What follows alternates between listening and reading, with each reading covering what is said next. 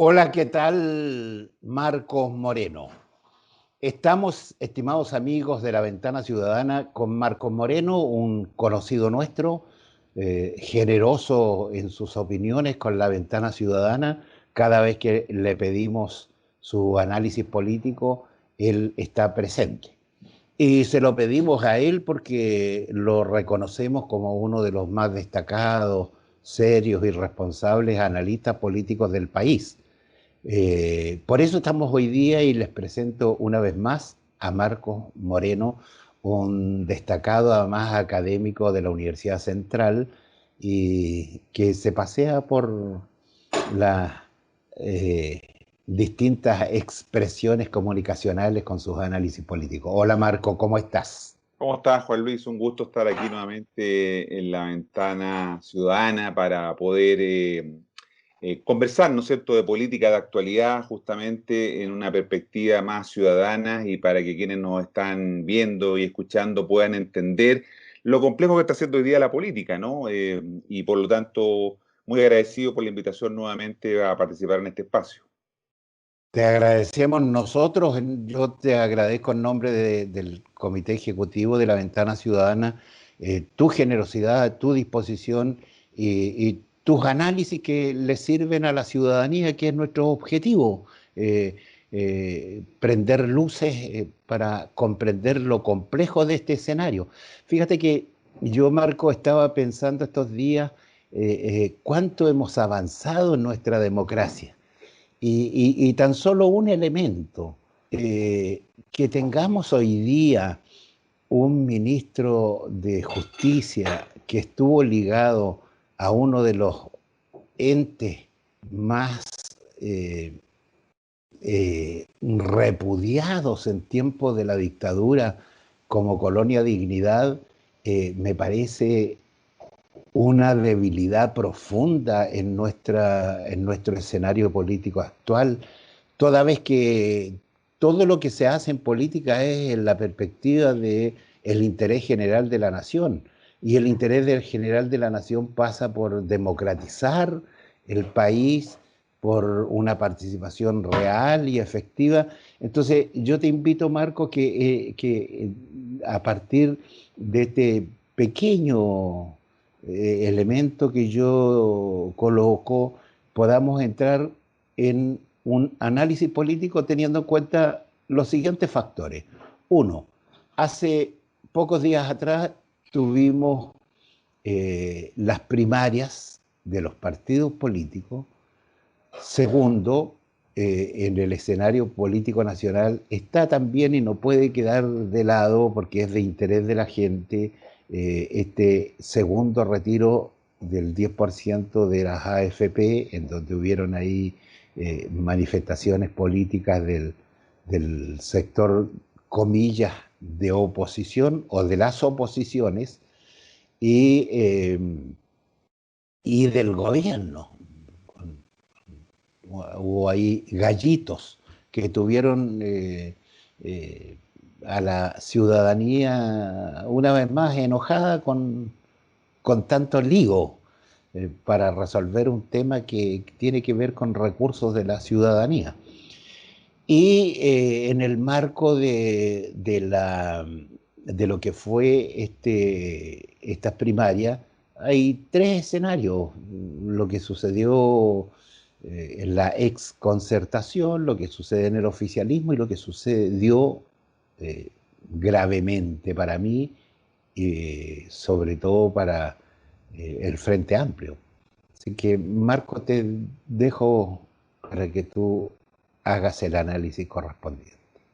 Bueno, efectivamente, como tú decías, el 25 de octubre tuvimos el plebiscito y luego ahora el 29 de noviembre las elecciones primarias para elegir los candidatos que van a representar a los pactos en las elecciones que vamos a tener en abril del próximo año, ¿no? El 11 de abril vamos a elegir gobernadores, alcaldes, concejales y convencionales que van a ser los delegados que van a participar en la redacción de la nueva constitución, ¿no? Por supuesto que los partidos no hicieron, no compitieron en todas las regiones, por ejemplo, para las de gobernadores. El Pacto Unidad Constituyente compitió en las 16 regiones, el Frente Amplio solo en 4 regiones y el oficialismo Chile Vamos en 7 regiones. Es decir, no hubo competencia, salvo unidad constituyente, de medirse en todas las regiones. Y a nivel de los municipios, solo en un 10% de alcaldías, fíjate, hubo competencia, en un 10%, 36 alcaldías tuvieron competencia en estas primarias, lo que indica un poco por qué hubo una baja participación, ¿no? Entendiendo que uno no puede comparar las primarias con una elección de primer orden, como son las presidenciales, un plebiscito o una elección de parlamentarios o alcaldes, que son elecciones de primer orden. Estas elecciones de segundo orden hay que compararlas entre sí, no puedo hacer ese ejercicio, y por eso que mucha gente decía, no, que participó poca gente. Sí, pero es que no son comparables, ¿no? Y en realidad había expectativa de que hubiera una mayor participación, sin embargo, ¿no es cierto?, de todas maneras hubo una participación razonable, mayor que la del 2016, que también hubo primaria ese año para elegir alcaldes y concejales, y por lo tanto hay que todavía instalar en la cultura política chilena el tema de las primarias, ¿no? Recordemos que esto no forma parte de nuestra cultura política y se ha ido instalando, digamos, con cierta lentitud. Es una oportunidad para que los ciudadanos, como los quienes nos están viendo hoy día, puedan decidir quiénes son los candidatos que van a competir representando los distintos pactos, porque normalmente acusamos a los partidos de que definan esto entre 4 paredes. Ahora teníamos la posibilidad, ¿no es cierto?, de haber participado para abrir ese espacio y sin embargo eso no ocurrió. Pero más allá del resultado, ¿no?, de quienes ganaron y perdieron, más allá de ese resultado, salvo en algunas regiones donde era importante la competencia, por ejemplo, en la región metropolitana y en la región de Valparaíso, que había una fuerte competencia, la verdad que las primarias están generando un efecto político importante, ¿no? El resultado de las primarias, ¿no? En el Frente Amplio, ¿no? La baja participación, la baja concurrencia de gente por parte de este conglomerado, ¿no? En realidad, el Pacto Unidad Constituyente, que es la ex concertación más el PRO más Ciudadano, logró convocar un mayor número de personas, 3 veces más que el Frente Amplio, ¿no? Y donde compitieron, ¿no? Si comparamos la competencia en 4 regiones donde compitió el Frente Amplio con Unidad Constituyente, vemos que efectivamente el Pacto Unidad Constituyente prácticamente dobló la votación del Frente Amplio en esas regiones, en esas 4 donde podemos compararlos, porque el Frente Amplio, como te decía antes, compitió solo en 4 regiones. ¿Qué generó esto? ¿No? El mal resultado en términos de movilización por parte del Frente Amplio generó o instaló una disputa por la hegemonía del Frente Amplio, ¿no? Y esa disputa se dio en los días siguientes, ¿no? Se generó una fuerte crítica, especialmente en Revolución Democrática, que fue el partido que salió más perjudicado, perdió una elección importante aquí en la región metropolitana para el cargo de gobernador, ¿no? La candidata, digamos, de Podemos logró instalarse como la ganadora, ¿no?, del partido Comunes, Karina Oliva, dejando de lado a Sebastián de Polo, que era el candidato de Revolución Democrática, ¿no? Y por lo tanto eso generó un fuerte cuestionamiento al interior del Frente Amplio, como te digo, por la hegemonía, porque ya Revolución Democrática aparentemente dejaría de ser el partido eje de este conglomerado. Y esto se expresó en que ayer, ¿no es cierto?, 2 diputados de Revolución Democrática, el día jueves, 2 diputados, ¿no?, renunciaron al Frente Amplio. Y se plantea que el Partido Liberal, ¿no?, hará lo propio en los próximos días, ¿no? Generando entonces una crisis prácticamente hoy día al interior del Frente Amplio, todo esto gatillado por el resultado de las primarias, ¿no? Hay una situación muy compleja al interior del Frente Amplio. Estos diputados se van diciendo que en realidad el Frente Amplio dejó de ser que era un polo progresista de centro izquierda, porque aparentemente habría triunfado las posiciones que están más proclives a un entendimiento con el Partido Comunista, ¿no?, a una alianza con el Partido Comunista para enfrentar las próximas elecciones de abril del próximo año con el Frente Regionalista Verde, ¿no? Harían un pacto más bien de izquierda, separado de la centroizquierda, y por eso estos 2 diputados deciden, ¿no es cierto?, alejarse del Frente Amplio, y pareciera ser que el Partido Liberal va a seguir el mismo camino, ¿no? Entonces hay en este minuto una crisis política al interior del Frente Amplio. En el oficialismo, ¿no? Para hablar del otro extremo, en el oficialismo efectivamente se produjo también un fuerte cuestionamiento porque Renovación Nacional, Partido Renovación Nacional, perdió dos importantes municipios, perdón, que estaban en manos de Renovación Nacional. El municipio de Lo Barnechea y el municipio de Vitacura, ¿no? Que forman parte de estas comunas donde ganó el rechazo. Y había gobernado durante 20 años esos municipios Renovación Nacional, ¿no? Y ahora perdió entonces porque la primaria la ganó el candidato de la UDI en Lo Barnechea y una candidata de Bópoli en Vitacura. Pero además de eso, Juan Luis, lo que ocurrió fue que esa elección en esas comunas se presidencializó, ¿no? Porque Joaquín Lavín, por ejemplo, apoyó al candidato de la UDI, su partido, ¿no? Pablo Salaquet, exalcalde, y por lo tanto apostó por él. En cambio, Evelyn Matei, ¿no? Otra precandidata también de la UDI, apostó por la candidata Camila Merino, ¿no? Que finalmente ganó en esas elecciones. Por lo tanto, Salaquet salió tercero, ¿no? Y alguien podría leer eso como que Lavín va a tener que hacer un esfuerzo mayor si quiere, ¿no es cierto?, ganar la nominación quizá dentro de su sector porque puede tener competencia fuerte de parte de Evelyn Matei y porque los militantes de los partidos, los militantes, recordemos que en las primarias presidenciales participan fundamentalmente los militantes y los dependientes, no han visto con buenos ojos este travestismo político, ¿no es cierto?, que ha tenido Lavín en el último tiempo. Lo último fue declararse socialdemócrata y eso evidentemente genera, ¿no es cierto?, cierto rechazo en la derecha, ¿no? Y por lo tanto se generó mucho ruido, también hay un fuerte cuestionamiento a la directiva de Renovación Nacional, eso está obligando porque no tuvo un buen resultado en estas municipales, no, en estas elecciones primarias en el municipio, no obstante que le fue bien en la de gobernadores, pero esto estaría acelerando la salida, por ejemplo, del ministro de Defensa, Mario Desbordes, ¿no? Abandonaría el gabinete en el mes de enero, justamente para hacerse cargo de la campaña de Renovación Nacional, dado los resultados discretos que hubo en las primarias. Y en el caso de la UDI, ¿no es cierto?, tiene que resolver su disputa interna, la elección interna entre las dos, entre el diputado Macaya y el ex ministro del Interior, Víctor Pérez, acusado constitucionalmente, ¿no? Que tuvo que renunciar a su cargo, y por lo tanto el ambiente también en el oficialismo se enredó mucho con las primarias. Y finalmente, podríamos decir, el único que salió favorecido y fortalecido de este proceso, por eso lo dejaba al final, es el Pacto Unidad Constituyente, que agrupa a la exconcertación, el Partido por la Democracia, el Partido Socialista, la Democracia Cristiana, ¿no es cierto?, más Ciudadanos y el PRO, ¿no? Resultaron victoriosos porque lograron convocar una gran cantidad de gente, ¿no? Para estas elecciones. Claudio Rego, por ejemplo, que se impuso en la región metropolitana, él sacó 10.000 votos más que todos los candidatos del Frente Amplio juntos, ¿no?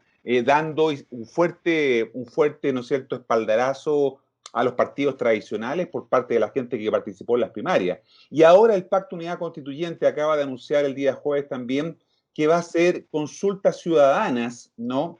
No primarias, consultas ciudadanas en un número bien importante de comunas que no habían entrado en disputa en las primarias, ¿no? Abriendo de alguna manera, ¿no es cierto?, a los ciudadanos esta participación. Por lo tanto, vemos que se generan varios efectos que todavía están en desarrollo, como dicen los periodistas, esta es una noticia en desarrollo, que todavía están en desarrollo en los tres grandes conglomerados, ¿no es cierto?, el Frente Amplio, el Pacto Unidad Constituyente, que es la nueva mayoría, más el PRO y más Ciudadanos, y en el oficialismo. Por lo tanto, todavía vamos a seguir viendo en los próximos días efectos de las primarias, y esto quizás, Juan Luis, se extienda hasta los primeros días del mes de enero. Recordemos que el plazo para inscribir candidaturas a convencionales es el día 11 de enero, ¿no? Y por lo tanto, vamos a tener una lucha frenética en los próximos 30 días por el tema de cómo se configuran las listas y los pactos, ¿no?, de cara a esas elecciones. Por lo tanto, vamos a tener 30 días muy movidos de aquí en adelante como consecuencia de estos reacomodos que se van a ir dando en la política chilena, y que hacen que los ciudadanos estén expectantes, ¿no? Porque alguien podría decir, bueno, ¿y qué nos importa a nosotros cómo nos resuelven estos los problemas y cómo enfrentamos las situaciones acuciantes que estamos viendo hoy día? Entonces, esa es la gran dificultad que tenemos porque entramos ahora en un ciclo electoral muy fuerte. El próximo año tenemos 6 elecciones, ¿no? De alcaldes, gobernadores, concejales, delegados constituyentes, después de parlamentarios y presidente de la República. Entonces tenemos un conjunto de elecciones muy significativas el próximo año, lo que habla entonces de un ciclo electoral. Todo esto marcado, ¿no es cierto?, por lo que tú decías, la confusa eh, tramitación de este proyecto de retiro del 10%, entre medio, ¿no es cierto?, la prolongación del estado de catástrofe hasta el 13 de marzo del próximo año, lo que va a hacer, fíjate tú, que estemos un año completo bajo un estado de excepción, ¿no? Porque se prorrogó el estado de catástrofe Así es, por 3 meses así más. es. Entonces, es bien extraña la situación que estamos viviendo y por eso te digo, no es fácil hacer una cartografía, podríamos decir, ¿no? Cómo entender bien el mapa que se está armando, porque esto va cambiando y va moviéndose con mucha rapidez. Tú has sido muy generoso con la ex concertación en términos obviamente que superó ampliamente el número de votantes respecto del Frente Amplio. Sin embargo, yo tengo un solo dato preciso.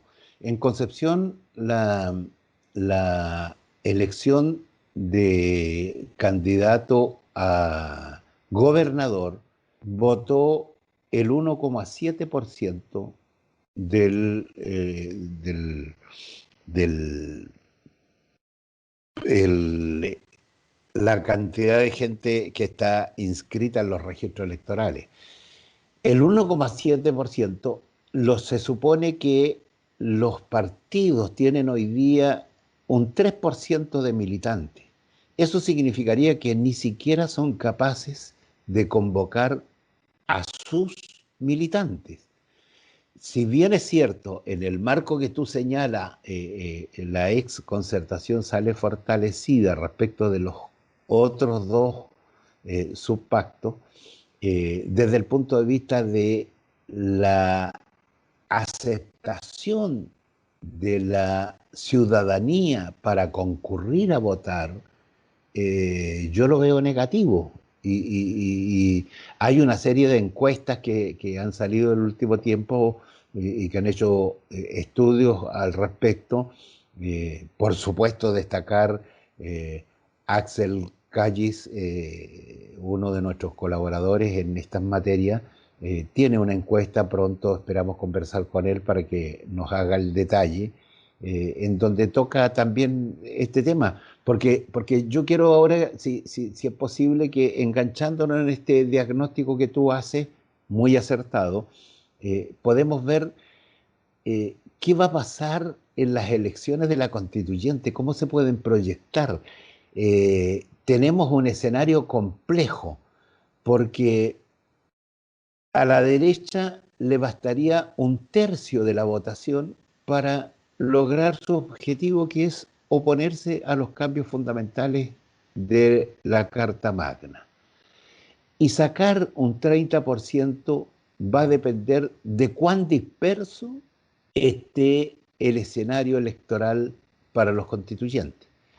Y yo veo con cierto dolor y unas gotas de angustia, porque creo que la lucha de la ciudadanía ha sido tan intensa, ha tenido tantos costos y tenía por delante el objetivo fundamental de democratizar el país a través de esta Carta Magna, de hacer cambios sustanciales. Sin embargo, yo veo hoy día grupos de independientes que afloran por distintos sectores.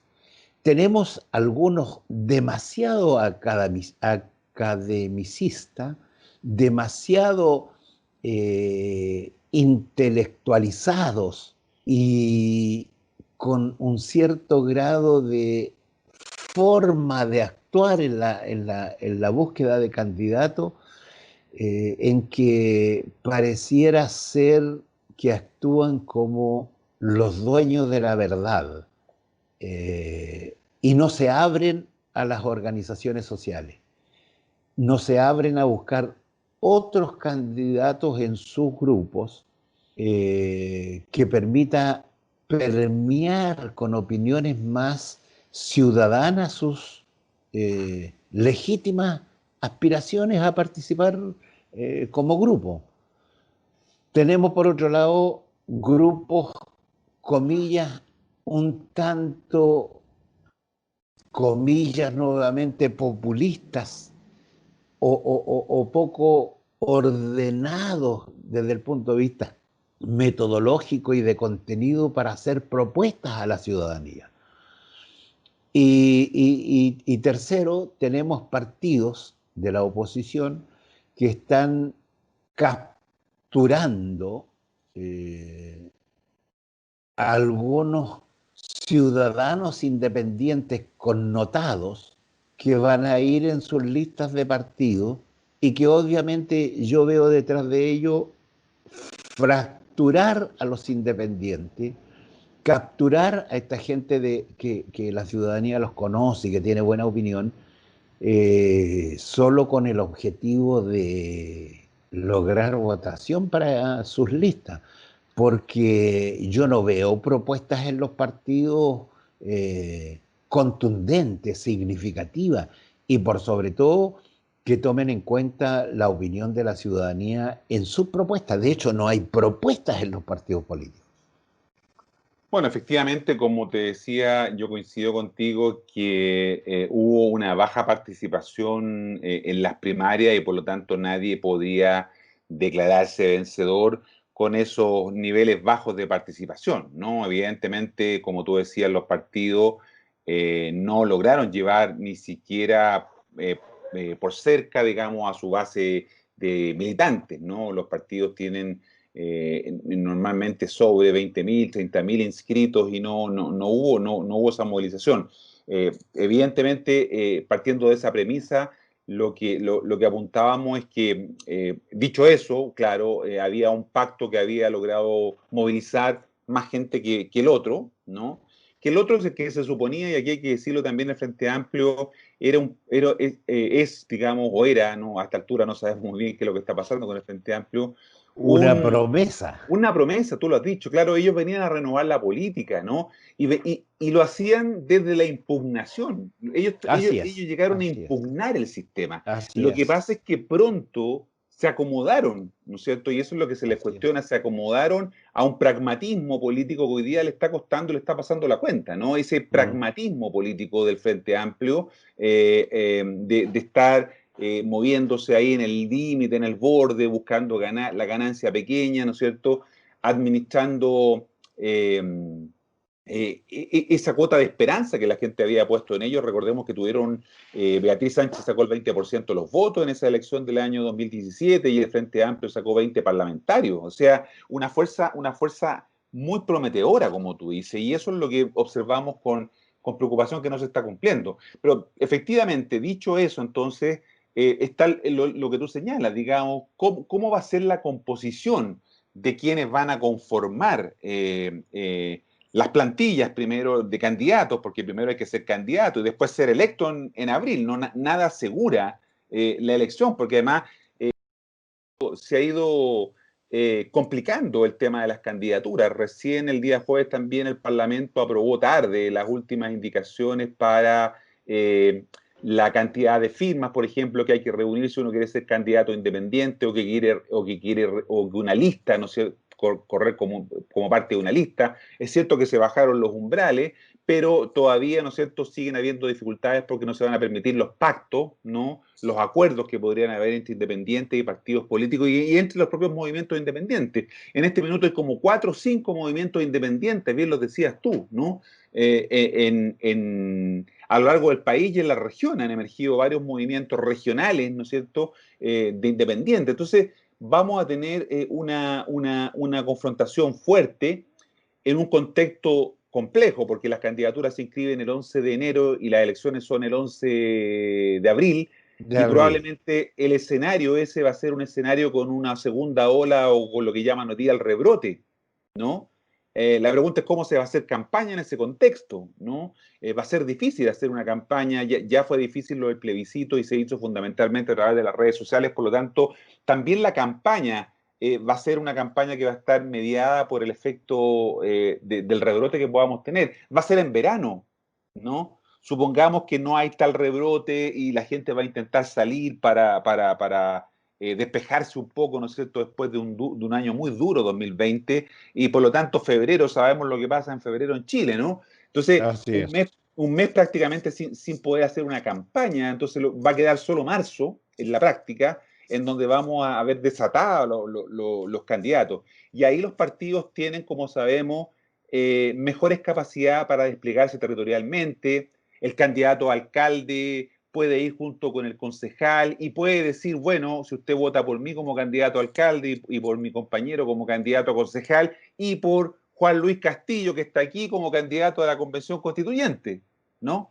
Es más fácil esa manera de llegar. Al Así es. independiente eso se le va a hacer más difícil al independiente, ¿no? No tiene esa red que tienen los partidos políticos, aunque muy deteriorados, siguen teniendo alguna estructura todavía electoral instalada, ¿no?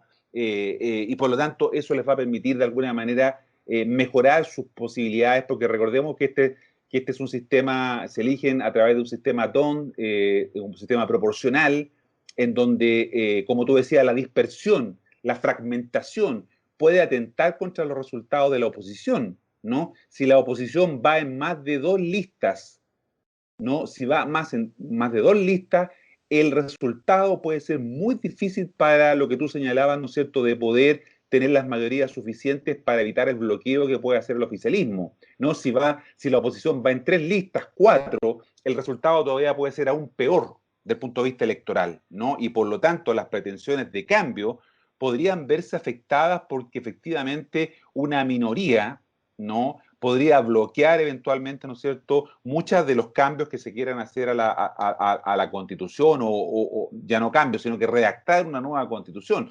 Por lo tanto, estos 30 días que corren a partir de hoy, ¿no es cierto, Juan Luis?, van a estar fuertemente marcados por todos estos elementos que estamos planteando nosotros, ¿no?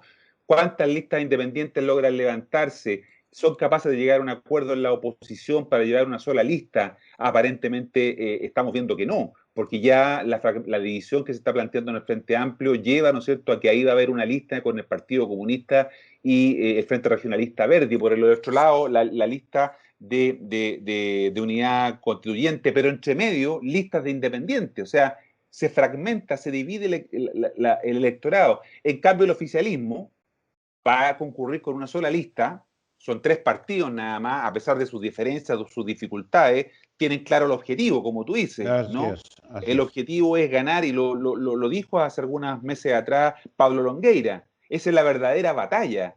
No fue el 25 de octubre, la verdadera batalla es el 11 de abril, en donde tenemos que conquistar los cupos necesarios, ¿no es cierto?, para poder tener un control de esa convención. Ahí está la clave.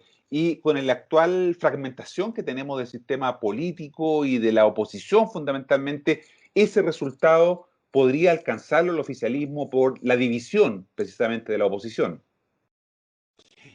Estamos conversando con Marcos Moreno, analista político y director de la carrera de política de gobierno de la Universidad Central. Y yo te quiero llevar, Marco, eh, para nuestros queridos seguidores en Chile y el mundo, a lo medular que trae consigo este futura elección de los constituyentes.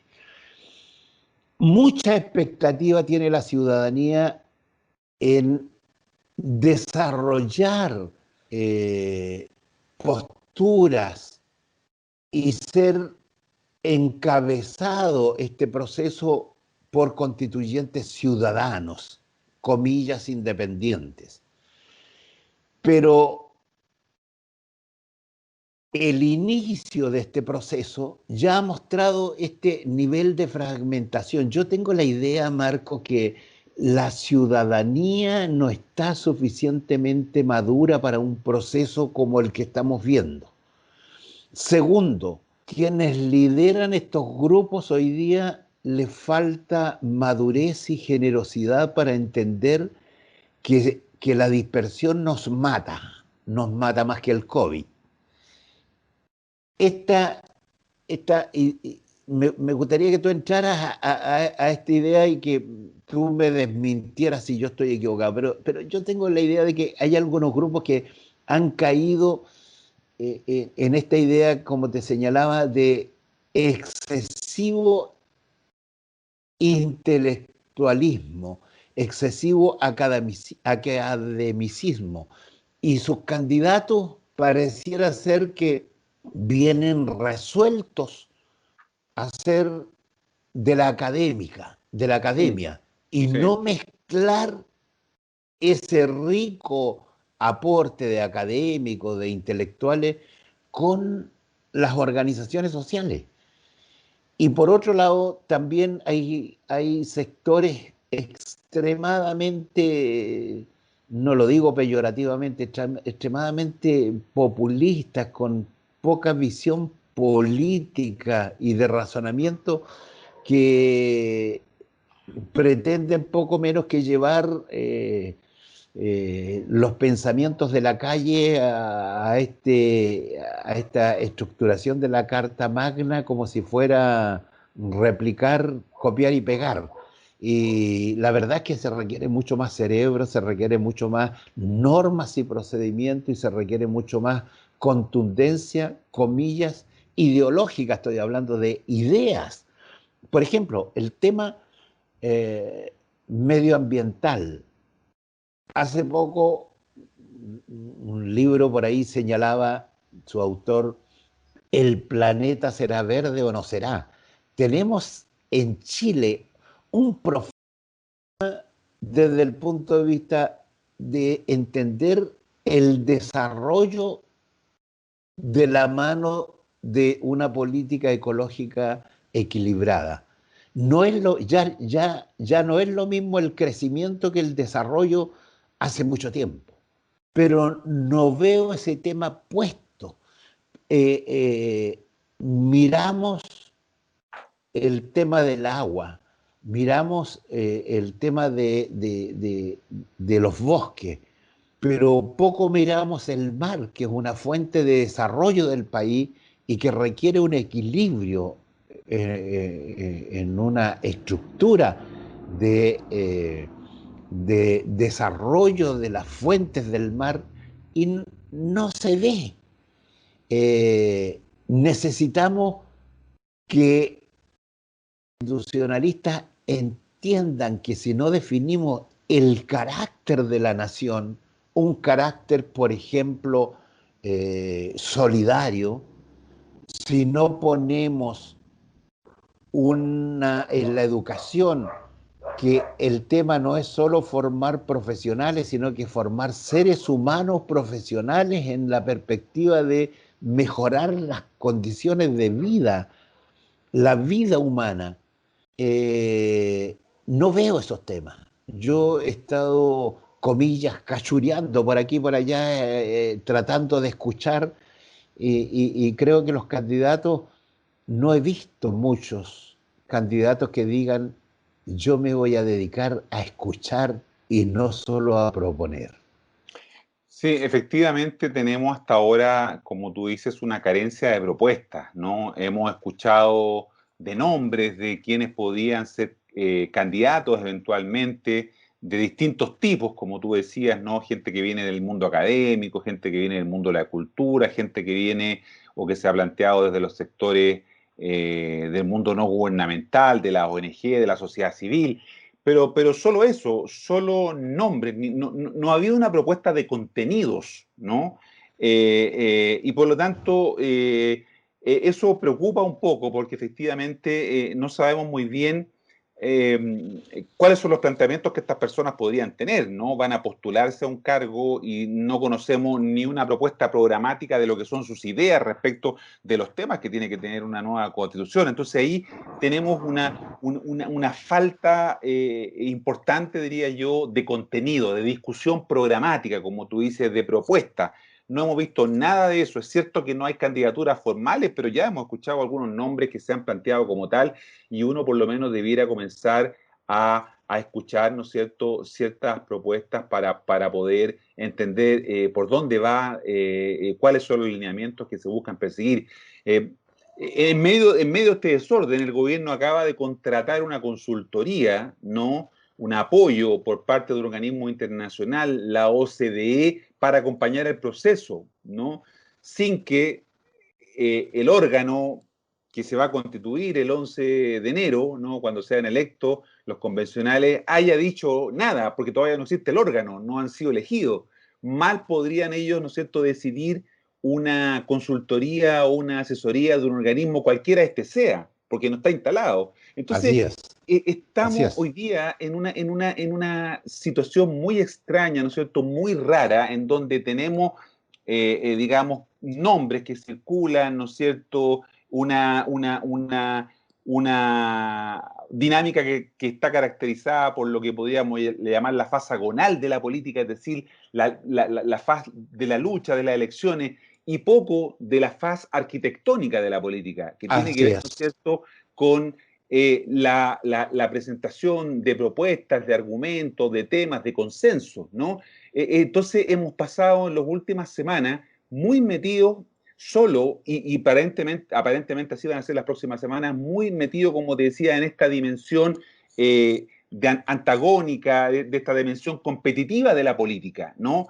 Y no hemos avanzado nada en la dimensión cooperativa de la política, ni menos en la dimensión propositiva. No hay propuestas. Yo, al igual que tú, no he escuchado de algunos candidatos, ¿no? Se habla de un académico como es Agustín Esquella, ¿no es cierto?, académico renombrado, un distinguido abogado de Valparaíso, ¿no? Ha escrito muchos libros, una persona muy capaz, pero no, uno tendría que leer los libros, tendría que informarse de sus planteamientos, no hay como propuestas concretas en los ámbitos, ¿no es cierto?, en que tengan que darse. Tampoco hay claridad respecto, y esta es una cuestión importante, Juan Luis, respecto de cuál va a ser el reglamento Eh, con el que igual va a funcionar esta convención, ¿no? Hay dos posibilidades: que los convencionales se dicten un auto acordado, un acuerdo propio, o que el gobierno, cosa que me imagino que no van a aceptar, proponga uno. Conversaba yo hace algunas semanas atrás con Humberto de la Calle, que fue ministro del Interior del gobierno del presidente Gaviria en Colombia, cuando se llevó adelante el proceso constituyente. Él era el vocero del gobierno frente a la convención constitucional que se creó para redactar una nueva constitución, ¿no? Y él me decía que justamente el gobierno de Gaviria tenía un reglamento. Y le dijo, entonces él fue y se reunió donde estaban convocados los convencionales, le dijo, mire, el gobierno tiene un reglamento, si ustedes no se ponen de acuerdo, ¿no es cierto?, nosotros vamos a tener que aplicar o vamos a tener que pedirles que lleven adelante este reglamento, porque si no, ¿cómo trabajan? ¿No? A quienes nos están viendo y escuchando hay que decirle que el reglamento es muy importante, porque la gente va a tener que trabajar en comisiones, como trabajan en el Parlamento, ¿no? Habrá una comisión de justicia, habrá una comisión de medio ambiente, como decías tú, habrá una comisión de cambio de régimen político, de minería, en fin, para abarcar todos los temas, porque no todos pueden estar en todas las comisiones, ¿no? Entonces, es importante también el tema del reglamento. Probablemente los convencionales pierdan algunos días en ponerse de acuerdo en un mm, reglamento, ¿no? Una vez mm. instalados, ¿no?, tienen que ponerse de acuerdo en este reglamento. Entonces, yo echo en falta, por ejemplo, que las universidades, yo trabajo en una de ellas, la Universidad Central, pero la Universidad de Concepción o otros centros académicos que tienen mayor legitimidad, no estén trabajando en una propuesta en a la convención, decirle, mira, aquí nosotros tenemos una propuesta, somos universidades, somos centro académico, no tenemos compromisos políticos, no somos ni de gobierno ni de oposición, y aquí hacemos una contribución. No veo eso, ¿no? Y por eso digo que lo he hecho en falta, deberían estar haciendo eso, porque al problema de contenido que tú señalabas, ¿no es cierto?, al problema, ¿no es cierto?, de que tenemos que tener un reglamento, al tema de que se van a querer apropiar de este proceso. Ya hemos visto que el gobierno, a través de esta asesoría que contrató, porque no es gratis, ojo, no es gratis, Bueno, ¿no? El Estado chileno va a pagar una cantidad importante de miles de euros, ¿no es cierto?, para este acompañamiento por un año, no es un acompañamiento de meses, es por un año. Entonces, la pregunta, bueno, es quién, quién lo pidió el gobierno, pero quién se lo pidió al gobierno que lo pidiera, ¿no? El gobierno actuó de manera autónoma. Entonces, es bien enredado. Y termino esta parte diciendo que comparto plenamente de acuerdo contigo en que estamos todavía muy en esta dimensión competitiva de la política, en la faz agonal, como decía, de la lucha por el poder, y poco hemos hecho por fortalecer la dimensión cooperativa y arquitectónica de la política que tiene que ver con levantar propuestas, planteamientos para enfrentar los problemas que debe tener una nueva constitución. Mira, Marco, en una de las conversaciones que hemos tenido, yo señalaba que como diagnóstico general, nuestra sociedad y el mundo entero, en realidad la humanidad, en los últimos años ha sufrido, y en el caso de Chile, producto de la lamentable dictadura que nos tocó vivir, ha generado un deterioro de los niveles intelectuales. Hay un rebajamiento intelectual en general. Fíjate tú que tú señalabas, no solo los candidatos que asoman no tienen propuesta, puede estar implícita en todo su acervo cultural y de vida, y van a hacer aportes, gente como el señor que tú señalabas, sin lugar a duda. Pero, pero yo echo de menos en los grupos que se están generando hoy día, en los grupos que están buscando candidatos, que no hay un diseño de gestión, pero si eso es lo básico. El diseño de gestión te va a determinar como primer elemento una norma y un procedimiento que es el reglamento, cómo vamos a trabajar. Y esa norma y procedimiento requiere elementos que son elementales en todo trabajo. eh, Cuando uno quiere desarrollar un proyecto, diagnóstico, evaluación, análisis y programación en función de los elementos que vamos señalando. O sea, programamos, reprogramamos, revisamos, analizamos. O sea, 4 o 5 elementos básicos, indispensables. Y yo no los veo ni en la intelectualidad, que está levantando candidaturas cerradas, ni en otros grupos, y menos aún en los partidos. Entonces, te digo, y me gustaría que tú ahondaras en esto, tenemos una falencia desde el punto de vista del desarrollo intelectual de nuestro país hoy día. No hay diseño para miles de cosas y no hay diseño de gestión para esta gestión tan importante como nuestra Carta Magna. Y además, súmale 2 elementos que debilitan más el proceso: las condiciones del COVID hoy día en que se vienen desarrollando, y por otro lado, la época, el momento que nos va a tocar para, se supone, desarrollar el trabajo que estos constitucionalistas tendrían que hacer.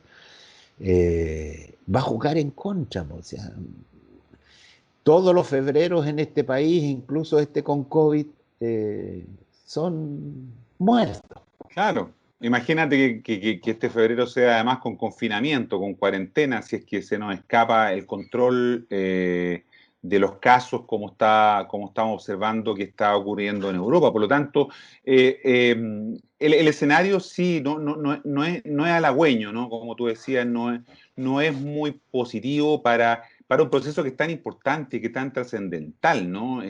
Nunca habíamos tenido la posibilidad de redactar una constitución de la manera que lo vamos a hacer en forma participativa, paritaria, ¿no? Porque esta va a ser la primera convención paritaria, recordemos que va a ser mitad del sexo femenino y la otra mitad del sexo masculino, exactamente, en mitades, por lo tanto va a ser una cosa bien inédita.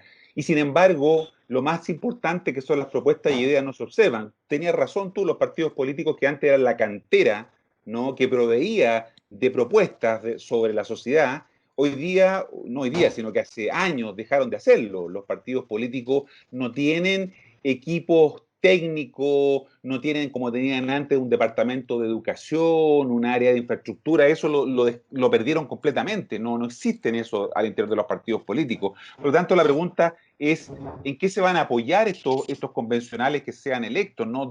¿A quiénes van a recurrir para poder tener ¿Dónde ayuda, se para poder... nutren? ¿Dónde se nutren? Efectivamente, ese mecanismo no está claro. Es cierto que van a disponer, de acuerdo a lo que establece la ley, de algunos pocos recursos, muy pocos para contratar asesorías, ¿no? Pero no va a ser suficiente para un tema tan complejo, porque aquí hay que redactar, ¿no es cierto?, un texto constitucional, ¿no? Y por lo tanto, eso tiene una cierta lógica, un cierto procedimiento, ¿no? Un procedimentalismo que no todo el mundo conoce. Entonces, es bien poco, como decía antes, promisorio lo que se nos viene por delante, porque estamos improvisando mucho, ¿no? Tú dices muy bien, estamos improvisando la elección de los convencionales, estamos improvisando los contenidos que no sabemos cuáles son, y estamos también pensando en que esto se va a dar en un contexto de cierta normalidad cuando todo parece indicar,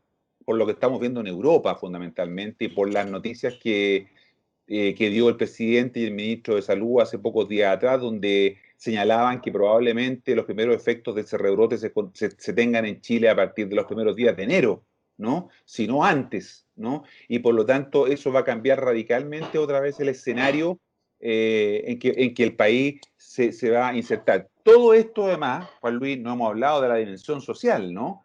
Con una crisis económica y social que camina lentamente, que no la estamos percibiendo, pero que se va incubando con una suerte de olla a presión, porque evidentemente los dos retiros que la gente va a poder hacer de sus fondos de pensiones, no van a ser suficientes para enfrentar la crisis que lleva un año, ¿no? Lleva un año, pensemos desde el estallido social en adelante. Llevamos un año en que el país está en una situación compleja desde el punto de vista económico, social, con pérdida de empleo, con disminución de puestos de trabajo.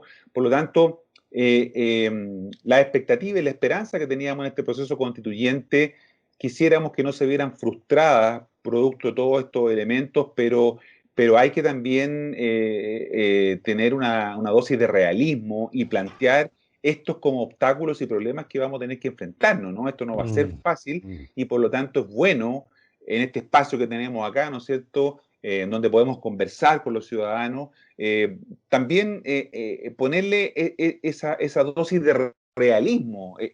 Además, la Constitución, si es que llega a estar, va a estar en un año más, en el segundo semestre del 2022. O sea, todo el 2021 vamos a seguir funcionando con la misma Constitución y parte del 2022 también, ¿no? Entonces, la expectativa de que esto vaya a ser en el corto plazo hay que descartarlo porque las cosas no se van a resolver en los próximos 24 meses, ¿no? Y 24 meses es harto tiempo. Y para la gente que está angustiada, que no tiene trabajo, todavía lo es mucho más. Entonces, estamos frente a una situación difícil para llevar adelante un proceso que en sí mismo es muy complejo. El último elemento que te coloco para que tú eres un observador privilegiado, tienes las competencias, las habilidades y tienes los elementos y los estudios permanentes de la realidad política para observar. Me preocupa, Marco, y yo creo que ese es nuestro rol, intentar ver las preocupaciones para intentar enfrentarlas de la mejor forma posible.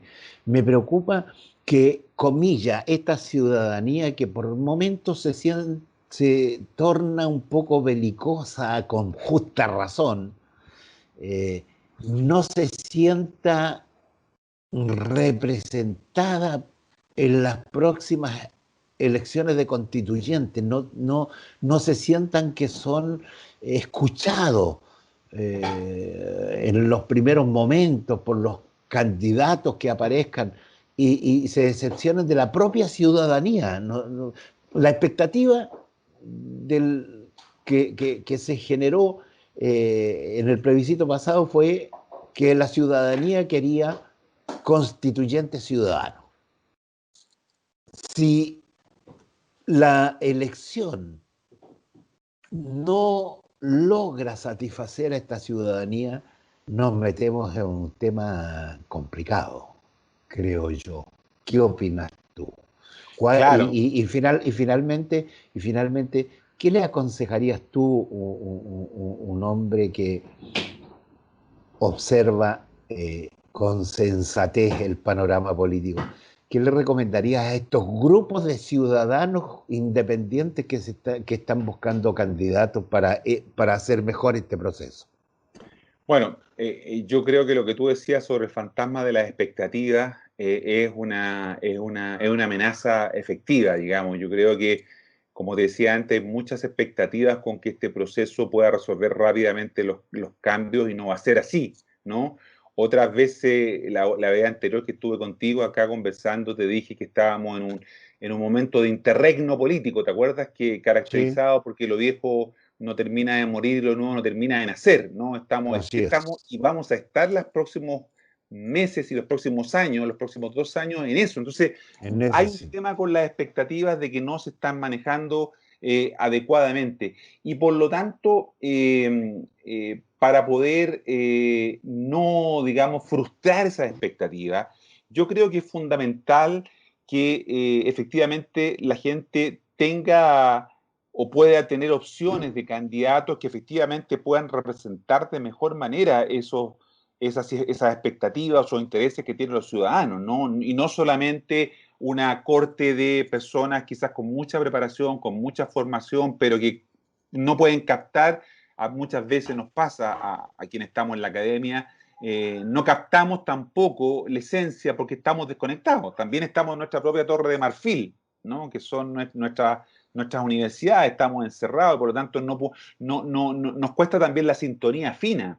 ¿no? Aquí hay un problema, hay una necesidad de sintonía fina, de ecualizar adecuadamente el efecto de ecualización para entender lo que la gente está pidiendo y demandando. Por lo tanto, necesitamos eso, candidatos que efectivamente puedan sintonizar adecuadamente con esas expectativas y que tengan el sentido más difícil de encontrar, que es el sentido común, ¿no? El sentido más, por ser tan común, a veces no está presente en todas las personas y requerimos de eso. Y en tercer lugar, ¿no es cierto?, que quienes quieran ser candidatos sepan que van a estar sometidos a un fuerte monitoreo por parte de la ciudadanía. Yo veo y me imagino a los convencionales en una verdadera casa de cristal, ¿no? Porque va a estar toda la gente mirando lo que van a hacer. Por eso que algunos han planteado que las votaciones deberían ser secretas. Has escuchado seguramente que algunos abogados están planteando eso para evitar la presión que puede haber. Imagínate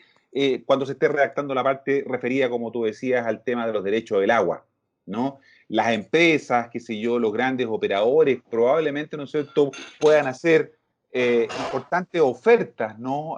A quienes estén participando de esa decisión tan importante. Entonces, y también los ciudadanos, ¿no?, que estén encima de alguna manera generando presión. Todo eso va a ser desde un proceso bastante interesante, pero que justamente puede tener un efecto inesperado si es que el fantasma de la expectativa no es suficientemente bien conducido, ¿no es cierto?, bien resuelto, porque si seguimos con esta espiral de expectativas es muy probable que tengamos una decepción con lo que pueda pasar en ese proceso. Marco, te quiero dar las gracias, no sin antes, en el marco de tu despedida, toques un tema que se nos quedó en el marco de lo que debieran ser legítimamente los ciudadanos que lleguen a ser constituyentes, que son las etnias. O sea, este país no se sana si no hay una representación significativa en las aspiraciones de las etnias en la carta que se va a parir en el Bueno, próximo. la presidenta del Senado sentenció al Ejecutivo señalándole con mucha claridad de que si el gobierno y el oficialismo no cedía ante el acuerdo que estaba por parte de sectores amplios del país, de la oposición, de ahí en adelante la oposición iba a bloquear todas las iniciativas del gobierno si es que no se allanaban, ¿no es cierto?, a la solución para resolver el tema de los escaños de los pueblos originarios, los escaños reservados para los pueblos originarios. Recordemos que el gobierno está planteando 15 escaños, la oposición había pedido 25 y ahora bajó a 18, ¿no? La mitad estarían dentro de los 155 y los otros serían digamos, supernumerarios, digamos, estarían por fuera de esos 155 y por lo tanto, evidentemente, eso va a ser una situación que se debe resolver en los próximos días, pero ya la oposición y el Congreso le dieron un ultimátum al gobierno en el sentido de digamos, allanarse a este acuerdo que hay para que efectivamente haya una buena representación como corresponde, ¿no es cierto?, a un sector importante que ha estado excluido toda nuestra historia republicana, toda nuestra historia institucional, y hoy tiene la posibilidad, ¿no es cierto?, en un gesto de incorporarlo de una manera efectiva.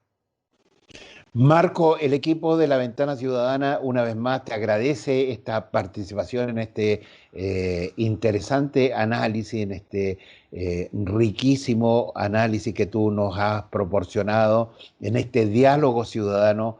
Y te lo agradecemos en nuestro nombre y en el nombre de todos los que nos siguen a través de Chile, de América Latina y del mundo. Para que Ok, te despidas de nuestra gente. muchas gracias. Un saludo, como te decía, a todos tus seguidores y ojalá quedo atento también a preguntas o consultas a través del chat, que estaré con mucho gusto dispuesto a responder y a conversar con quienes quieran hacernos llegar sus inquietudes. Una muy buena semana para todas y todos. Sí, y a nuestros amigos, obviamente, a preguntar a través de la entrevista aparece el domingo en la noche, el lunes, y en el formato está predestinado para que ustedes hagan consultas y comentarios a lo que ha sido esta agradable entrevista. Muy buenas tardes y a tener un proceso constituyente un poco más rico de lo que hasta aquí se avisora. Gracias.